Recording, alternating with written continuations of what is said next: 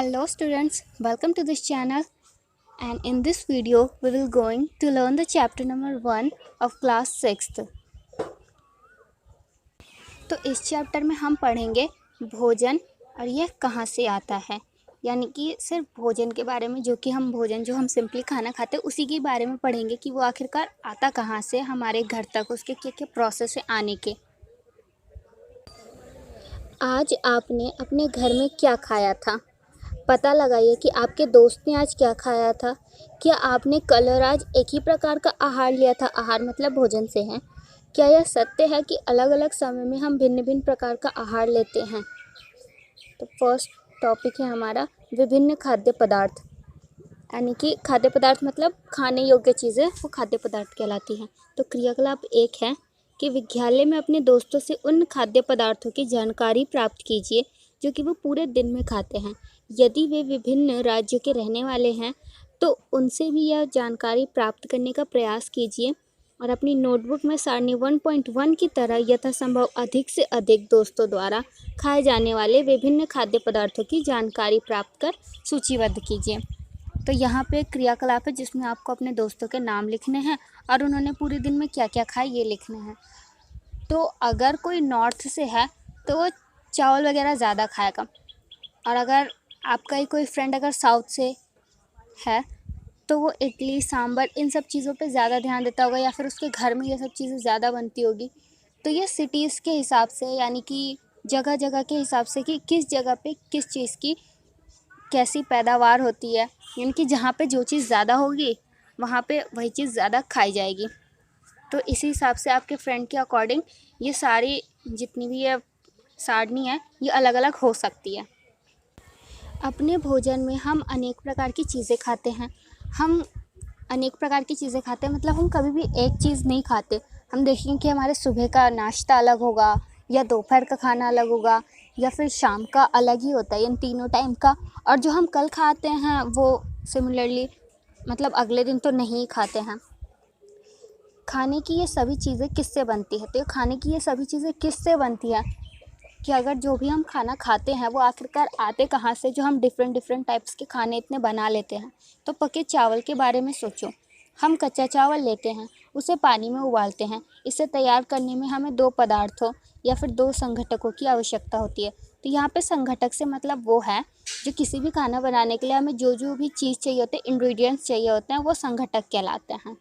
दूसरी ओर कुछ भोजन तैयार करने में हमें कई संघटकों की आवश्यकता होती है। यदि हम सब्जी बनाना चाहते हैं तो हमें अलग अलग कई प्रकार की कच्ची सब्जियां, नमक, मसाले, तेल आदि की आवश्यकता होती है।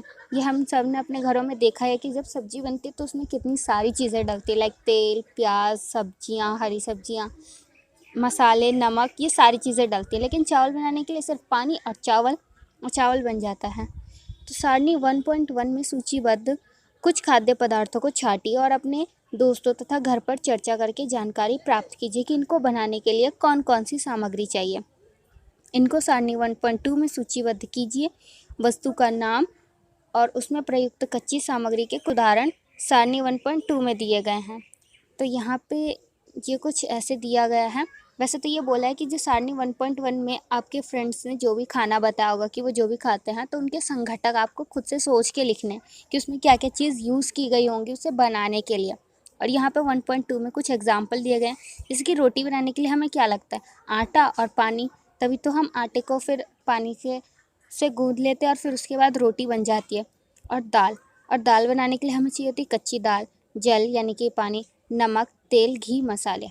ये सारी चीज़ें हमें दाल बनाने के लिए चाहिए होती है। हमने क्या देखा, हमने जो भी सारणी बनाई है वो उसमें हमने क्या क्या देखा? हमने यही देखा कि जितनी भी अलग अलग चीज़ें उसे बनाने के लिए उतनी ही अलग अलग तरह की संघटकों की आवश्यकता होती है। तो कक्षा में चर्चा कीजिए कि हम विभिन्न व्यंजनों में कुछ संघटक समान रूप से प्रयुक्त करते हैं। अच्छा, ये संघटक कहाँ से आते हैं? वैसे खाना तो हम बना लेते हैं और उसमें अलग अलग तरह के संघटक डाल भी देते हैं, लेकिन हमें ये भी तो सोचना चाहिए ना कि आखिरकार ये आया कहाँ से और इसका प्रोडक्शन हुआ कैसे, और हमारे घर तक इसको पहुँचने में क्या क्या प्रोसेसेस लगे। तो इसी के बारे में हम पूरी डिटेल में पढ़ेंगे इस चैप्टर में। तो खाद्य सामग्री एवं उनके स्रोत। खाद्य सामग्री मतलब खाने योग्य चीज़ें, और उनके स्रोत मतलब वो कहाँ से आए हैं, उनका ओरिजिन। ये सारणी 1.2 में सूचीबद्ध कुछ कच्ची सामग्री जैसे फल और सब्जी के स्रोत का अनुमान लगाना हमारे लिए बहुत आसान हो सकता है। यानी कि कुछ कच्ची सामग्री जो होती हैं, जो फल और सब्जी होते हैं, उनके लिए हमारे लिए अनुमान बहुत ईजी है कि जो फल है और वो सब्जियां हैं वो कहाँ से आ सकते हैं, खेतों से, क्योंकि मिट्टी में वो उगती हैं और वो सीधे फिर मार्केट में आ जाते हैं, मार्केट से हमारे घरों में। यह कहाँ से आते हैं? निश्चित रूप से पौधे से। गेहूँ और चावल का क्या स्रोत है? आपने धान और गेहूं के खेतों में उनके पौधों की अनेक पंक्तियां देखी होंगी। इनमें हमें अनाज प्राप्त होता है। अनाज मतलब चावल और गेहूं से है। कुछ अन्य खाद्य पदार्थ जैसे दूध, अंडा, मुर्गा, मछली, झींगा, मांस आदि हमें जंतुओं से प्राप्त होता है। क्रियाकलाप 3। आइए हम पूर्व सूचीबद्ध खाद्य पदार्थों एवं उनके संघटकों के स्रोत जानने का प्रयास करें। कुछ उदाहरण सारणी 1.3 में दिए गए हैं और कुछ उदाहरण इसे सूची में जोड़िए। यानी कि कुछ उदाहरण तो सारणी यहाँ पे 1.3 में दिए हुए हैं और कुछ हमें इसमें एक्स्ट्रा जोड़ने हैं। इससे रिक्त स्थानों की पूर्ति कीजिए। क्रियाकलाप 3 में हमें क्या निष्कर्ष निकलता है? पौधे विभिन्न खाद्य संघटक जैसे कि अन्य सब्जी। आइए एक बार हम क्रियाकलाप 3 का 1.3 सारणी एक बार देख लेते हैं। तो यहाँ पे था अन्य सब्जी तथा फल इत्यादि के स्रोत हैं। यानी कि ये जो सब्जी वगैरह है ये इन सभी के स्रोत खेती हैं। जंतुओं से हमें दूध, मांस, अंडे तथा अन्य जातव उत्पाद प्राप्त होते हैं। जातव मतलब जैसे कि मुर्गी से हमें अंडा मिला तो वो भी उसकी संतान और जिंदा ही है, तो जातव उत्पाद हम उसे कहेंगे। गाय, बकरी तथा भैंस और दूध देने वाले हैं। दूध एवं विभिन्न दुग्ध उत्पाद जैसे मक्खन, क्रीम। तो ये मक्खन, घी, पनीर, दही का उपयोग संसार के प्रत्येक क्षेत्र में किया जाता है। ये हम सभी जानते हैं कि मक्खन, घी, पनीर ये सभी हर जगह ही लगते हैं। तो इसके लिए ये ज़रूरी है कि हमारे पास गाय और भैंस ज़्यादा मात्रा में होने चाहिए, तभी हम पूरे वर्ल्ड वाइड ये मतलब इसकी जितनी भी कंज्यूम है घी, पनीर और दही की, उसे हम पूरी कर सकते हैं। क्या आप कुछ अन्य जंतुओं के नाम बता सकते हैं जो हमें दूध देते हैं? तो हाँ, ऐसे कई जानवर हैं जो दूध देते हैं, लेकिन उनका दूध हमारे यूज़ के लिए नहीं हो सकता, वो उसके बच्चों के लिए यूज़फुल भले ही हो सकता है। 1.3 भोजन के रूप में पौधों के भाग और जंतु उत्पाद। यानी कि भोजन के रूप में हम पौधे के कौन कौन से भाग यूज़ करते हैं और जंतु उत्पाद क्या क्या होते हैं। पौधे हमारे भोजन का एक मुख्य स्रोत हैं। ये हम सभी जानते हैं कि पौधे जो हैं ये हमारे भोजन का एक मुख्य स्रोत हैं। हम पौधे के कौन से भाग का उपयोग खाद्य पदार्थ के रूप में करते हैं? मतलब हम जो है ये पौधे का कौन कौन सा पार्ट हम खाने के रूप में यूज़ कर लेते हैं। तो हम कई सारी चीज़ें यूज़ कर सकते हैं। हम लाइक जड़ भी यूज़ कर सकते हैं, पत्तियाँ भी, तना भी, फूल भी। ये उस पौधे के ऊपर डिपेंड करता है कि उसका कौन सा पार्ट खाने लायक है। हम पत्तियों वाली अनेक सब्जियां खाते हैं जैसे कि साग।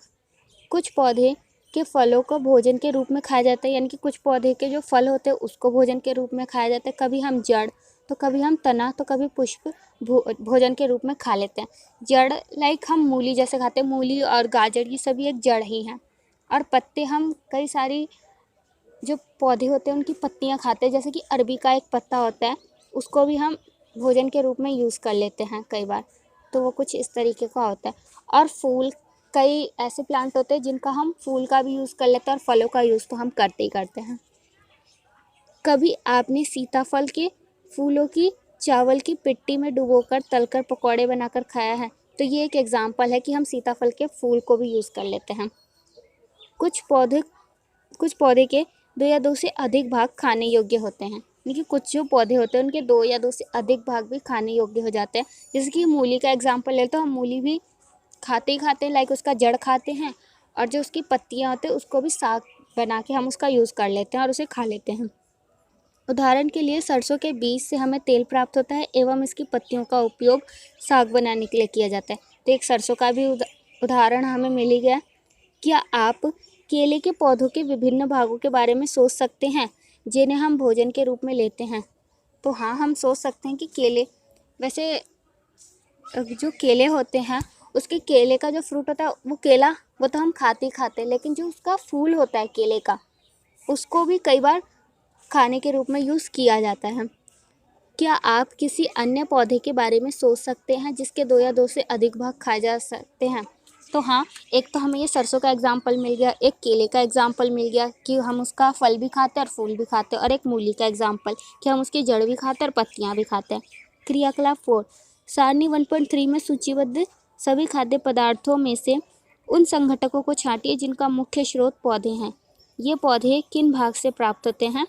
इन खाद्य पदार्थों और पौधे के भागों को सारणी 1.4 के अनुसार सूचीबद्ध कीजिए।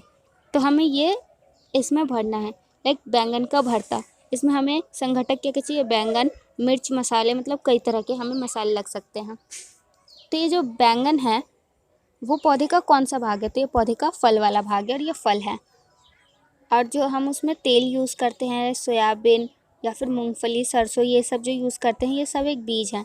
तो यहाँ हमें ऐसे ही करके और जितने भी भोजन है उनको लिखना है, फिर उनके संघटक लिखने हैं, और फिर उसके बाद वो संघटक उस पौधे के कौन से भाग से हमें मिले हैं वो यहाँ पे लिखना है।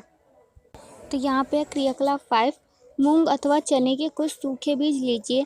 अब इनमें से कुछ बीजों को जल से भरकर एक पात्र में डाल दें। 1 दिन के लिए छोड़ दीजिए। अगले दिन जल को पूरी तरह से निकाल दें और बीजों को गिलास में रहने दें। उन्हें एक गीले कपड़े में लपेटकर 1 दिन और रख दें। क्या आप बीज में कुछ परिवर्तन देखते हैं? एक छोटी छोटी सी सफ़ेद संरचना बीज से बाहर निकल आती है। यदि हाँ, तो बीज अंकुरित हो गए हैं। तो ये हम सब ने अपने घरों में करते देखा ही होगा अपनी मम्मियों को कि हम कोई भी लाइक चना या मूंग ले लेते हैं, उसे गीला करके फिर उसे गीले कपड़े में 1 दिन के लिए और रख देते हैं, तो उसमें से ऐसे सफ़ेद सफ़ेद संरचनाएं बाहर आ जाती हैं और हम कह देते हैं कि बीज जो हैं वो अंकुरित हो गए हैं। यदि नहीं, तो बीजों को पानी में धोएं, पानी से बाहर निकाल दें और गीले कपड़े में ढककर 1 दिन के लिए उन्हें छोड़ दें। क्या उस दिन आपको बीज से बाहर निकलता हुआ एक छोटा सा अंकुरण दिखाई देता है? तो हाँ, हमें ज़रूर दिखाई देगा। अंकुरणों को सावधानी से धोकर आप इन्हें खा सकते हैं, ये उबाले भी जा सकते हैं। इनमें कुछ मसाले मिलाने पर खाने का स्वादिष्ट अल्पाहार तैयार हो जाता है। अल्पाहार मतलब खाने योग्य चीज़ें अल्पाहार होती है। तो क्या आप जानते हैं कि शहद कहाँ से आता है? यह कैसे उत्पादित होते हैं? क्या आपने एक मधुमक्खी का छत्ता देखा है जहाँ बहुत सी मधुमक्खियाँ भिनभिनाया करती हैं? तो आप सभी ने कभी ना कभी अपने गांव में या कहीं पे भी किसी पेड़ पे मधुमक्खी का छत्ता इस तरीके का कुछ होता है वो देखा ही होगा। तो मधुमक्खियाँ फूल से मकरंद यानी कि फूलों में जो मीठे रस पाए जाते हैं उनकी पत्तियों में या फिर उनके अंदर, वो सब मकरंद कहलाते हैं, एकत्रित करती हैं और इसे अपने छत्ते में भंडारित करती हैं। फूल और उनका मकरंद वर्ष के केवल कुछ समय में ही उपलब्ध होते हैं, अतः मधुमक्खियाँ इस मकरंद का भंडार कर लेती हैं ताकि पूरे वर्ष तक इसका उपयोग किया जा सके। हम ऐसे छत्तों में मधुमक्खियों द्वारा भंडारित भोजन का शहद के रूप में उपयोग कर सकते हैं। यानी कि जो मधुमक्खियाँ होती हैं ये फूलों से मकरंद लेती है और उसे अपने छत्ते में स्टोर कर लेती हैं ताकि वो पूरे साल भर अपना भोजन उससे कर सके और उसी से ही शहद बनता है। तो हमारा अगला टॉपिक है जंतु और ये क्या खाते हैं, यानी कि जो जंतु होते हैं वो क्या खाते हैं। अभी तक तो हम अपने बारे में यानी कि ह्यूमंस के बारे में पढ़ रहे थे कि मनुष्य क्या क्या खाते हैं। क्या आपके घर में कोई ऐसा पालतू पशु है जिसकी आप देखभाल करते हो? कुत्ता, बिल्ली, भैंस या बकरी? फिर आपको इसकी जानकारी भी अवश्य होगी कि आपका पालतू जानवर क्या खाता है, अन्य जंतु क्या खाते हैं। क्या आपने कभी गिलहरी, कबूतर, छिपकली या छोटी सी कीट को खाना खाते देखा है?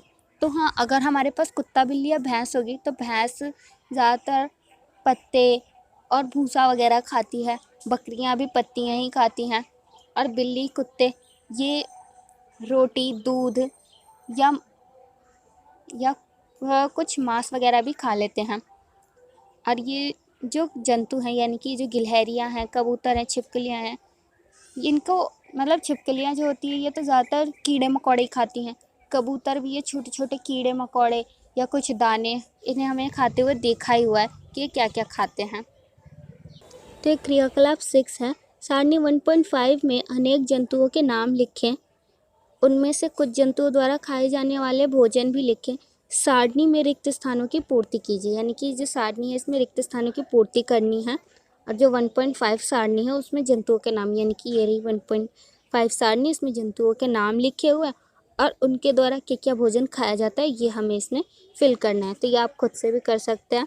आप या तो ऑब्जर्व करिए या तो अपने एल्डर से पूछिए कि वो चूहा क्या खाता है, शेर क्या खाता है, बाघ, मकड़ी, ये सब क्या क्या खाते हैं। तो क्रियाकलाप 7, फिर से सारणी 1.5 को ध्यान से देखिए और इसके जंतुओं को 3 वर्गों में विभाजित कीजिए। पहले वर्ग में केवल उन जंतुओं के नाम लिखिए जो केवल पादप उत्पाद खाते हैं, यानी कि जो सिर्फ पौधे से मिलने वाले उत्पाद खाते हैं। इन्हें शाकाहारी जंतु कहते हैं। यहाँ कुछ जंतु ऐसे हैं जो दूसरे प्राणियों को खाते हैं, इन्हें दूसरे वर्ग में रखिए, यानी कि इन प्राणियों को मांसाहारी जंतु कहेंगे, यानी कि जो सिर्फ मांस मछली खाएंगे वो मांसाहारी जंतु, और उन्हें अलग सेपरेट कर दीजिए। क्या आप कुछ ऐसे जंतुओं को जानते हैं जिनका भोजन पौधे और जंतु दोनों ही होते हैं, यानी कि कुछ ऐसे भी जंतु होते हैं जिनका जो भोजन होता है वो पौधे और जंतु दोनों ही, यानी कि वो पौधे भी खाते हैं और जंतु भी खाते हैं, जैसे कि इंसान, ह्यूमंस जो होते हैं। इन्हें तीसरे वर्ग में रखिए और इन्हें सर्वाहारी कहते हैं। सर्वाहारी मतलब सर्व मतलब सारी चीज़ें खा लेने वाले, यानी कि पौधे भी खा लेते हैं और जंतु भी खा लेते हैं, तो इन्हें सर्वाहारी कहते हैं। तो इन तीनों को हम इजीली याद कर सकते हैं। शाकाहारी मतलब साग सब्जी खाने वाले, मांसाहारी मतलब मांस खाने वाले, और सर्वाहारी मतलब सर्व मतलब सारी चीज़ें खाने वाले, वो सर्वाहारी में आ जाएंगे। हम जानते हैं कि हम में से बहुत से ऐसे हैं जो पर्याप्त भोजन नहीं मिलता है। हमें ऐसे उपाय खोजने की आवश्यकता है जिनके द्वारा देश में अधिक से अधिक खाद्य उत्पादन किया जा सके। यही पर्याप्त नहीं होगा, बल्कि हमें ऐसे उपाय भी खोजने चाहिए जिनसे यह सुनिश्चित हो सके कि भोजन हम में से प्रत्येक को आसानी से उपलब्ध हो सके। तो ये हम सभी जानते हैं कि इंडिया जैसी कंट्री में ऐसे कई सारे लोग हैं जिन्हें डेली खाना भी सही से उन्हें नहीं मिल पाता है। तो हमें कुछ ऐसे सोर्स हमें खोजने चाहिए जिससे कि हर एक इंसान की जो खाने की दिक्कत है वो सारी की सारी सॉल्व हो सके। अब ये कुछ क्वेश्चन आंसर हैं, तो इन्हें हम एक बार देख लेते हैं। प्रमुख शब्द मतलब कीवर्ड्स जो हमें इस चैप्टर में मिले। पहला है संघटक। संघटक क्या क्या होता है, तो ये हमने पहले ही देख लिया कि किसी भी खाने को बनाने के लिए जो भी चीज़ें चाहिए होती हैं वो सब संघटक कहलाती हैं। खाद्य मतलब खाने योग्य चीज़ें। मकरंद मतलब फूलों से मिलने वाला मीठा रस मकरंद कहलाता है। अंकुरित बीज मतलब जब बीजों को फुलाने के बाद यानी कि पानी में भिगोने के बाद जब उनमें से सफ़ेद संरचनाएं बाहर निकल आती है तो हम कह देते हैं कि वो अंकुरित हो गए और अंकुरित बीज हैं। शाकाहारी मतलब साग सब्जी खाने वाले। मांसाहारी मतलब मांस मछली खाने वाले। सर्वाहारी मतलब सारी चीज़ें खाने वाले, मतलब साग और मांस दोनों ही खाने वाले। और ये सारांश मतलब इस पूरे चैप्टर में हमने जो भी पढ़ा उसको एक समरी में बना के यहाँ पे लिखा हुआ है। जैसे कि भारत के विभिन्न प्रदेशों में खाए जाने वाले भोजन बहुत अधिक में विविधता है, मतलब भारत के जितने भी देश हैं, जितने भी स्टेट्स हैं, उसके अकॉर्डिंग यहाँ पे विविधता यानी कि बहुत ही अलग अलग चीज़ें खाई जाती हैं। हमारे भोजन के प्रमुख स्रोत पौधे तथा जंतु हैं, यानी कि हम ये भी जानते हैं कि जो हमारे भोजन के मुख्य स्रोत हैं वो पौधे या जंतु ही हैं। जो जंतु केवल पादप खाते यानी कि साग सब्जी खाते हैं वो शाकाहारी। जो जंतु केवल जंतुओं को खाते हैं यानी कि मांस मछली खाते हैं वो मांसाहारी। और जो जंतु पादप तथा जंतु दोनों को ही खाते हैं वो सर्वाहारी कहलाते हैं। और ये कुछ क्वेश्चन आंसर हैं। क्या सभी जीवों को एक ही किस्म के भोजन की आवश्यकता होती है, तो इसका आंसर है नहीं, कि सारे जीवों को एक ही तरीके के भोजन की आवश्यकता नहीं होती है। जैसे कि गाय है, वो गाय कभी भी मांस मछली नहीं खा सकती, लेकिन एक शेर है वो केवल मांस मछली पे ही ज़िंदा है। तो एक एग्जाम्पल के थ्रू हम इसे बता सकते हैं कि नहीं, सारे जीवों को अलग अलग किस्म के भोजन की आवश्यकता होती है। 5 पौधों के नाम लिखिए तथा बताइए कि इनके कौन से भाग का उपयोग खाद्य पदार्थ के रूप में होता है। तो हमें 5 पौधे लिखने हैं और हमें ये बताना है कि उनके कौन कौन से भाग का यूज़ होता है। तो हमने चैप्टर के अंदर ही 3 एग्जाम्पल देख लिए थे। पहला है मूली, जिसका हम जड़ और उसकी पत्तियाँ दोनों यूज़ करते हैं। दूसरा था सरसों, सरसों के हम बीज भी यूज़ करते हैं और उसके पत्ते भी यूज़ करते हैं। और हम एक और एग्जांपल ले सकते हैं सीताफल, कि सीताफल के हमने फूल भी यूज़ किए और उसका हमने फलों का भी यूज़ किया। चौथा हो जाएगा केला, केला के भी हम जो होते हैं वो केले का तो यूज़ करते ही करते हैं और उसके अलावा हम उसके फूलों का भी यूज़ करते हैं। और भी ऐसे कई सारी दाल वाली चीज़ें होती हैं जिनके हम मतलब अलग अलग पार्ट्स का यूज़ करते हैं, मतलब पत्तियाँ भी हम उनकी यूज़ करते हैं और बीज भी हम उनके यूज़ करते हैं। तो ऐसे करके हमारे 5 हो जाएंगे। अब यहाँ पे कॉलम 1 में दिए गए खाद्य पदार्थों का मिलान कॉलम 2 से कीजिए। तो कॉलम 1 में दिया हुआ है दूध, दही, पनीर, घी, तो ये सभी हैं जंतु उत्पाद। पालक, फूलगोभी, गाजर, तो ये सारी सब्जियां हैं। शेर एवं बाघ दूसरे जंतुओं को खाते हैं और जो शाकाहारी होते हैं वो पादप एवं पादप उत्पाद खाते हैं। तो इन सब का हमने मैचिंग कर ही दिया है। अब ये क्वेश्चन नंबर 4 है कि दिए गए शब्दों से रिक्त स्थान की पूर्ति कीजिए। तो बाघ एक मांसाहारी है क्योंकि केवल मांस खाता है। हिरण केवल पादप उत्पाद खाते हैं, इसलिए ये एक शाकाहारी है। तोता केवल डैश उत्पाद खाता है, यानी कि पादप उत्पाद खाता है। जो डैश हम पीते हैं वो प्रायः गाय, भैंस तथा बकरियों से प्राप्त होता है, यानी कि जो दूध हम पीते हैं। और हमें चीनी डैश से मिलती है, यानी कि गन्ने से मिलती है। तो हमने यहाँ पे रिक्त स्थान मतलब सारे क्वेश्चन हमने कर लिए हैं ऑलमोस्ट। सो यहीं पे हमारा ये चैप्टर ख़त्म होता है। और अगर आपको ये वीडियो पसंद आई होगी then hit the thumbs up. Till then bye bye.